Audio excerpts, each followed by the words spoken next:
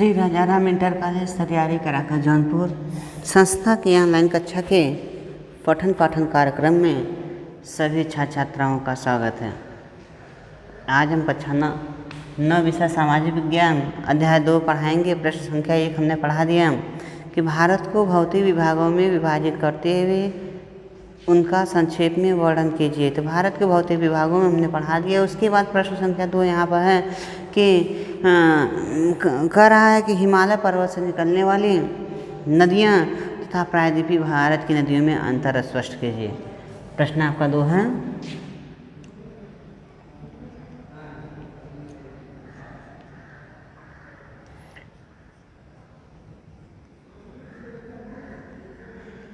हिमालय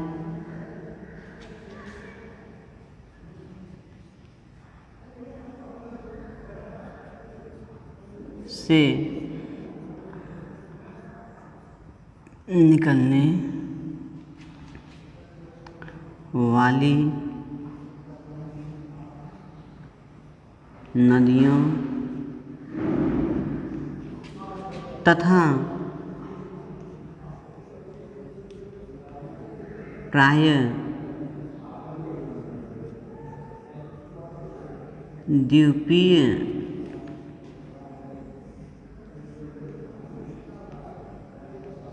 भारत के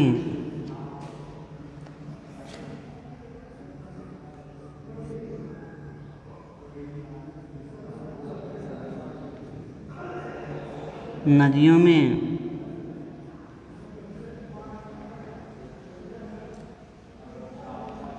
अंतर स्पष्ट कीजिए।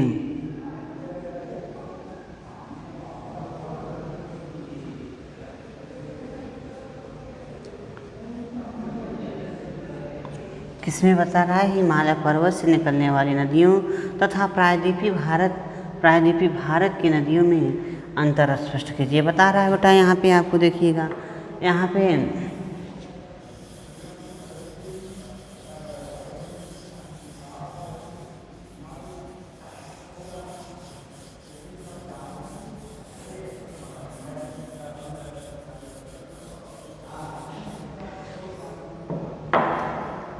आप यहाँ पर देख सकते हैं, कह रहा है कि हिमालय पर्वत से निकलने वाली नदियाँ, जैसे यहाँ से देख लीजिएगा उत्तराखंड है, यहाँ पे उत्तराखंड से निकलने वाली कौन सी नदी है? यहाँ से गंगा नदी निकलती है, ऐसे ऐसे बहते होते जाकर बंगाल की खाड़ी मिल जाती है। फिर यहाँ से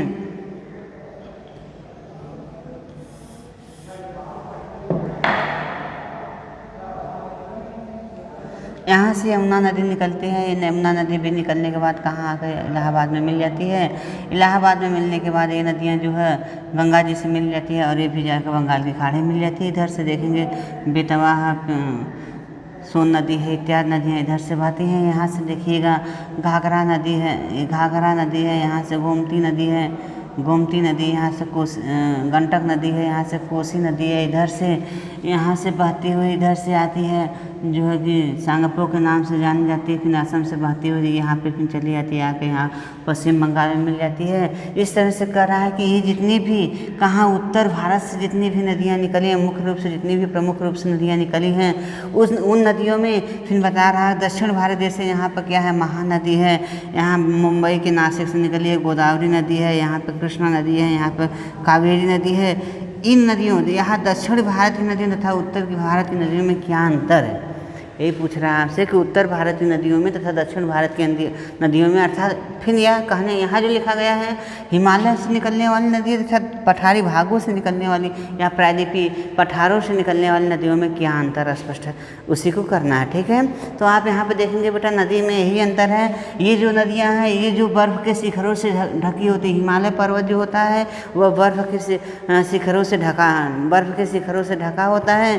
ग्रीष्म ऋतु में जब आती है तो यह इस पर टेम्परेचर पड़ता है तो यह बर्फ़ पिघलने लगती है। पिघलने के बाद बर्फ़ जो पिघलती है उससे जो पानी बनता है वो पानी इस नदियों में हमेशा बहते रहते हैं। अर्थात जो उत्तर भारत की नदियाँ होती हैं उसमें वर्ष भर पानी या जल बहता रहता है। ठीक है, दक्षिण में ये पठारी भाग है, पहाड़ी या पठारी भाग है। पहाड़ी और पठारी भाग में कोई पर्वत की चोटी या शिखर की कोई बात ही नहीं है, इसलिए यहाँ पे कुछ पिघलने वाला नहीं है। तो ये जो है मौसमी नदी होती है, मुख्य रूप से देखा जाता है बरसात के महीनों में स्टार्ट होती है और ग्रीष्म ऋतु आते आते वो क्या होती है, सूख जाती है। अर्थात दक्षिण भारत की नदियाँ ग्रीष्म ऋतु में सूख जाती है, जबकि उत्तर भारत की नदियों में ऐसा कोई प्रभाव नहीं है। तो पानी थोड़ा बहेगा लेकिन पानी उसमें बहता रहता है, यही अंतर होता है। यह क्या होता है, उत्तर भारत की नदियों क्या होता है, वह जिस मार्ग से बहता है वह समतल होता है। कैसा होता है, समतल, ऊंचा होता है लेकिन समतल होता है। और ये जो है कि ऊंचा नीचा भाग होता है, तो इसमें कहने का मतलब यह है कि यही उसमें अंतर पाया जाता है। तो हम लिखते हैं क्या, हिमालय से निकलने वाली नदी तथा प्रायद्वीपीय भारत की नदियों में अंतर। तो अंतर आप देखिएगा, उत्तर है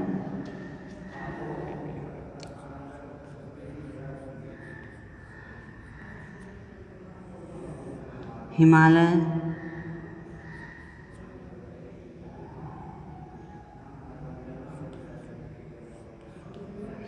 से, हिमालय पर्वत तथा हिमालय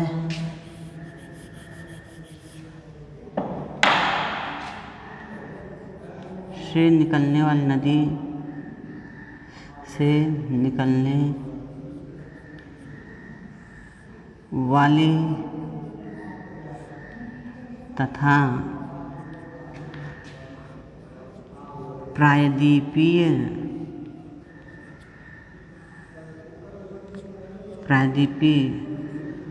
भारत की नदियों में अंतर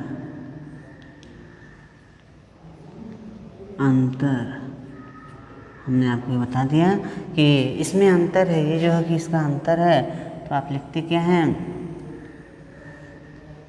यहाँ पर लिखेंगे हिमालय की नदियाँ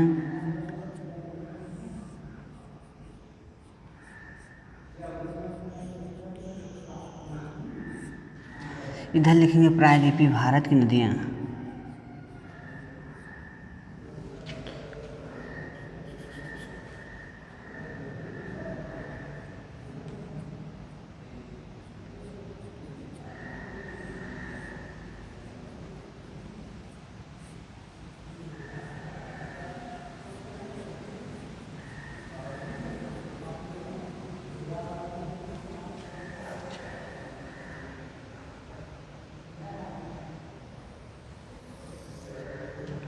देखिएगा इसका अंतर है,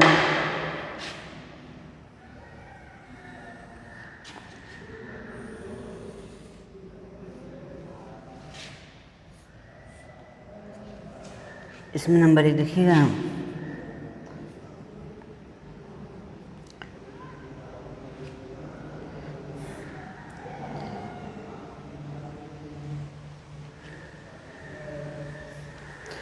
इस नदियों के अंतर में है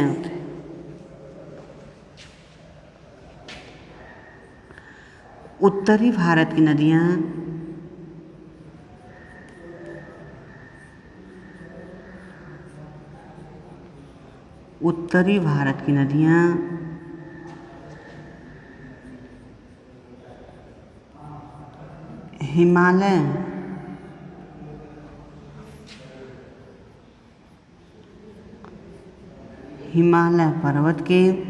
हिमालय पर्वत के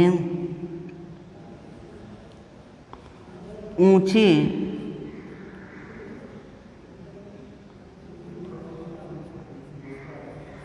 बर्फ से ढके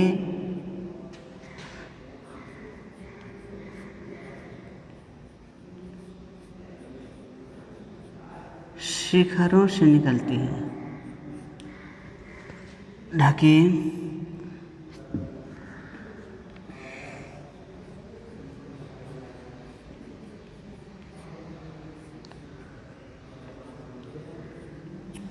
मतलब उत्तरी भारत की नदियाँ हिमालय पर्वत के ऊंचे तथा बर्फ से ढके शिखरों से निकलती हैं।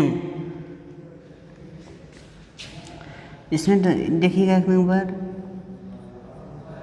दक्षिणी भारत की नदियाँ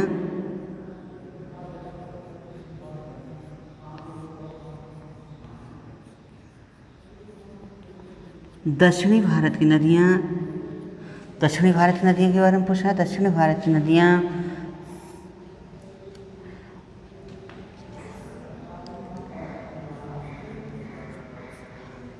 कम ऊंचे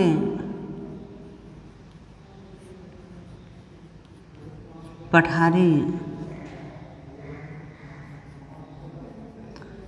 भागों से निकलती हैं।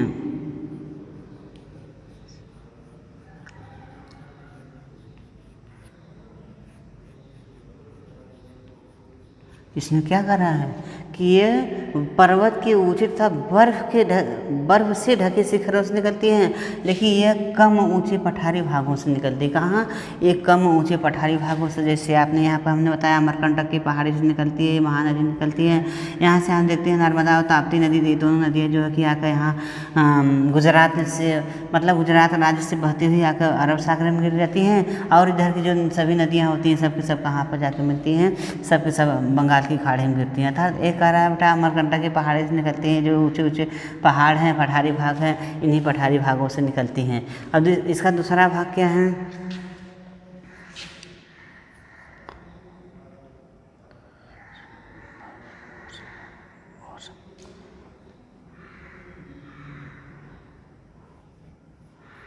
उत्तरी भारत की नदियों में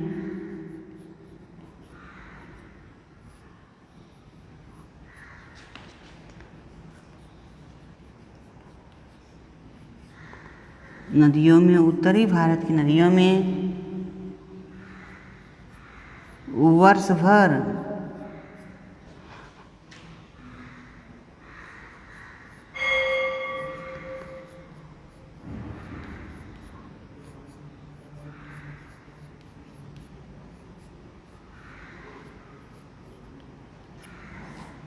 इसमें देखिए दक्षिणी भारत की नदियों में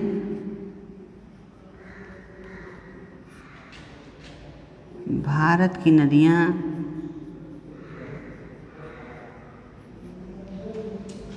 ग्रीष्म ऋतु में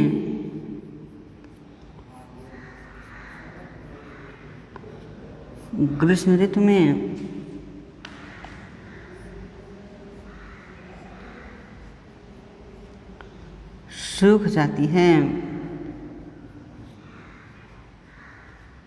ग्रीष्म ऋतु में सूख जाती है। दक्षिणी भारत की नदियाँ ग्रीष्म ऋतु में सूख जाती है। कह रहा कि जो दक्षिणी भारत की नदियाँ होती हैं वह गर्मी का महीना जैसे जैसे नज़दीक आता है, बरसात में पानी रहेगा, ठंडी के महीने में भी पानी रहता है, लेकिन जैसे जैसे वो गर्मी का महीना नज़दीक में आएगा, ग्रीष्म ऋतु प्रारंभ होती है, वैसे जैसे इन नदियों में पानी की मात्रा कम होती चली जाती है। अर्थात कुछ समय के लिए ये नदियाँ क्या होती है? सूख जाती हैं। ठीक है। तीसरा अंतर इसमें देखिएगा,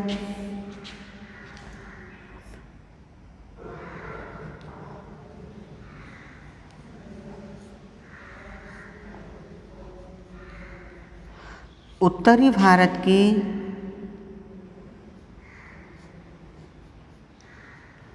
नदियों का प्रवाह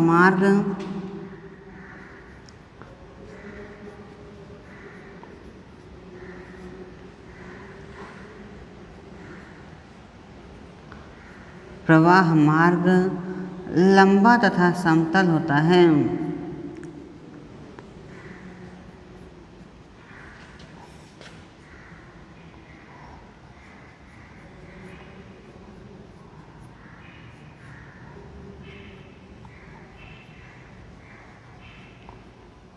क्या कर रहा है?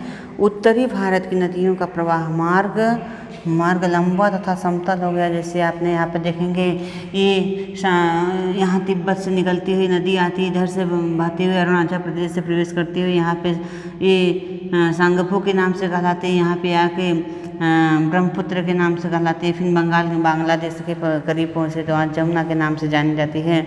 इस नदी की जो लंबाई है, ब्रह्मपुत्र नदी की जो लंबाई है लगभग नियर अबाउट 2900 किलोमीटर। कितना है? 2900 किलोमीटर है। जबकि अपने यहाँ से यहाँ जो निकलती हैं गंगा नदी निकलती हैं, यहाँ से जो गंगा नदी निकलती है, यहाँ से देखिएगा, हाँ, यहाँ से जो गंगा नदी निकलती है, गंगा नदी की लंबाई कितना होती है?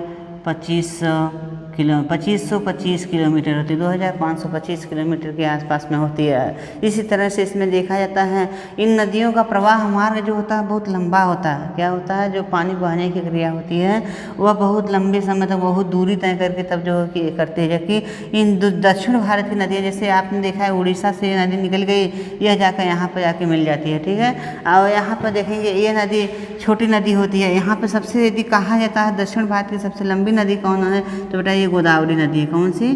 गोदावरी नदी दक्षिण भारत की सबसे लंबी नदी होती है। अर्थात यह देखेंगे यह महाराष्ट्र के नासिक जिले से निकलती है और यहाँ पे जाकर मिल जाती है, जाकर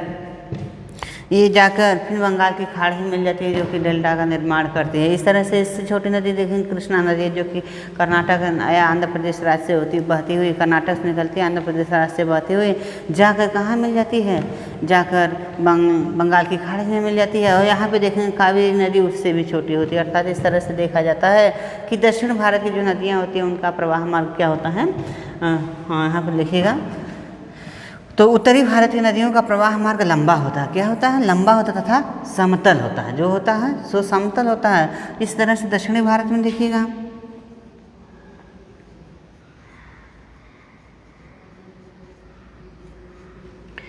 दक्षिणी भारत की नदियों का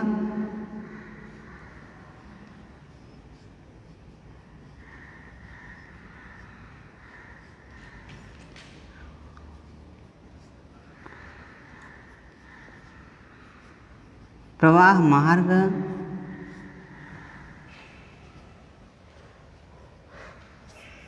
अपेक्षाकृत किसकी अपेक्षाकृत? उत्तरी भारत की नदियों की अपेक्षाकृत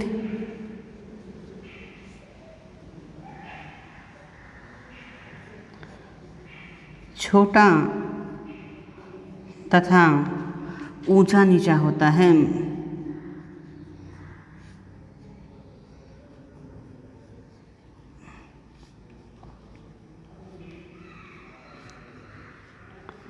ऊंचा नीचा होता है, ठीक है। दक्षिणी भारत की नदियों का प्रवाह मार्ग उत्तरी भारत की नदियों के प्रवाह मार्ग की अपेक्षा क्या होता है? अपेक्षाकृत छोटा होता है तथा यह क्या समतल होता है, लेकिन यह ऊंचा नीचा होता है अथवा ऊबड़ खाबड़ होता है, मतलब ऊपर नीचे होता है, ठीक है। ये भी नदियाँ यहाँ पर अंतर पाई जाती है। हाँ, इसका 4 अंतर देखेंगे।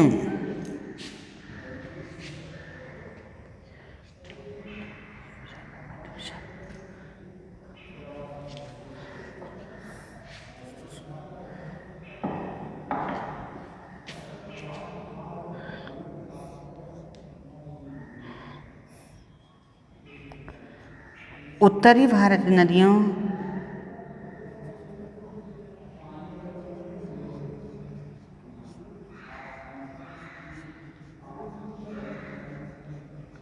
ने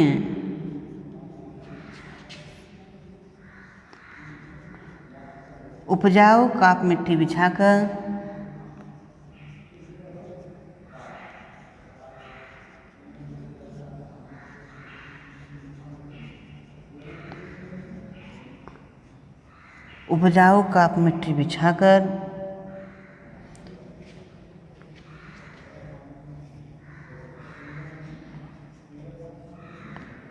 विस्तृत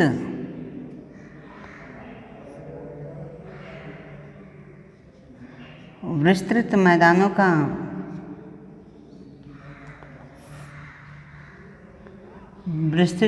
का निर्माण करती हैं।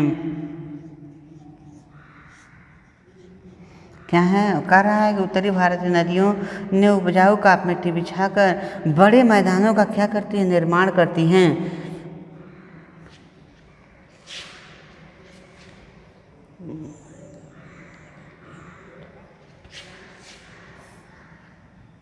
चार नंबर इसमें देखेंगे, दक्षिणी भारत की नदियाँ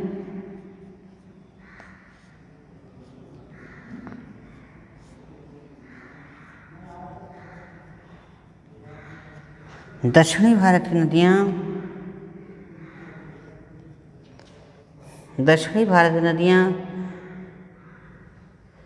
मैदानों का निर्माण नहीं करती हैं।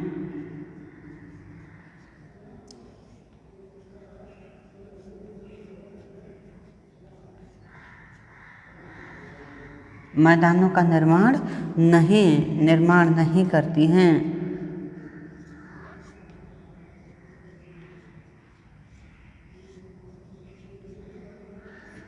बल्कि इन्होंने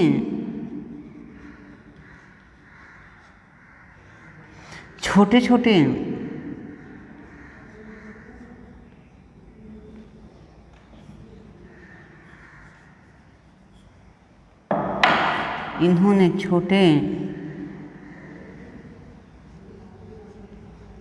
छोटे डेल्टाओं का निर्माण करती हैं।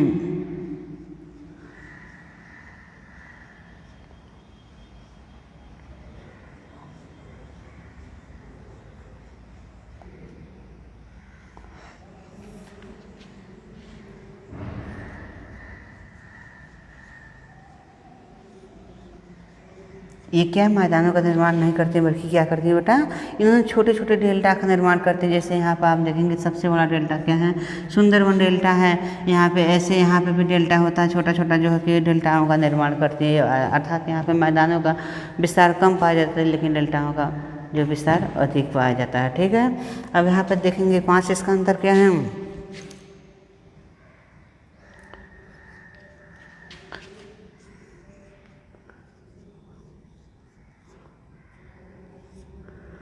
उत्तरी भारत की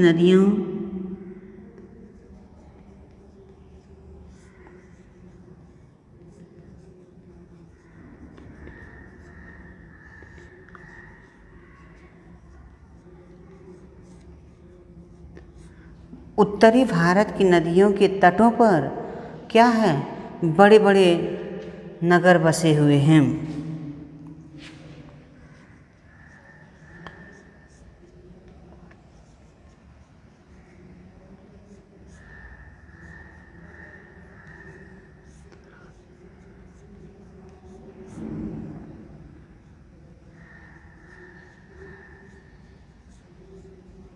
क्या है बेटा, उत्तरी भारत की नदियों के तटों पर बड़े बड़े क्या नगर बसे हुए होते हैं, जबकि दक्षिणी भारत की नदियों के तटों पर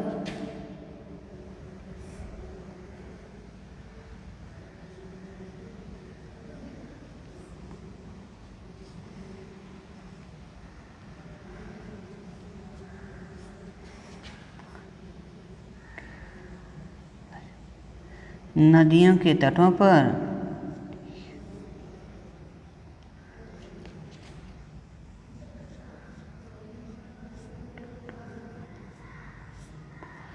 नगरों का अभाव पाया जाता है।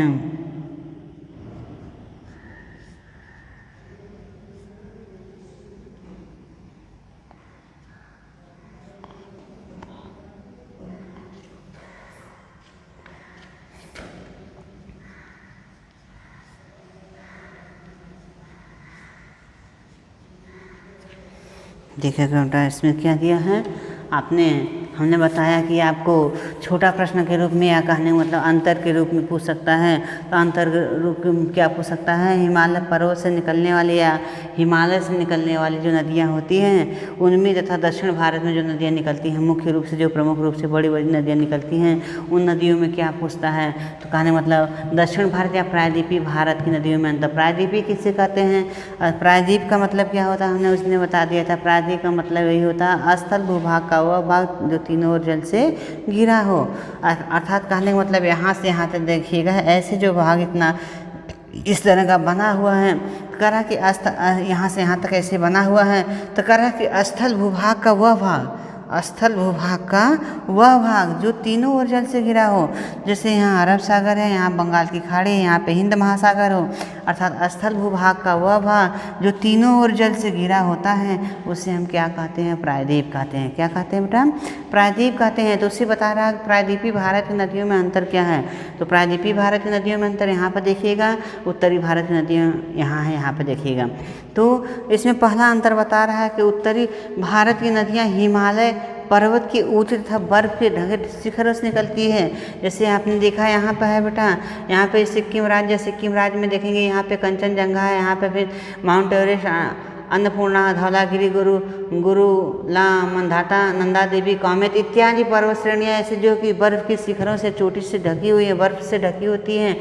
सभी नदियाँ सभी चोटियों से मतलब देखा जाता है जो बर्फ़ या पानी पिघलता है या जो बर्फ़ पिघलती है तो उससे जो निकलता पानी है वह उत्तरी भारत की नदियों में बहता रहता है। ठीक है, लेकिन यहाँ दक्षिणी भारत की नदियों में देखा जाता है, जैसे हमने उड़ीसा राज्य में बताया क्या है, महानदी निकली है, यहाँ से देखा जाता है नासिक से गोदावरी नदी निकलती है, यहाँ कर्नाटक से जो है कि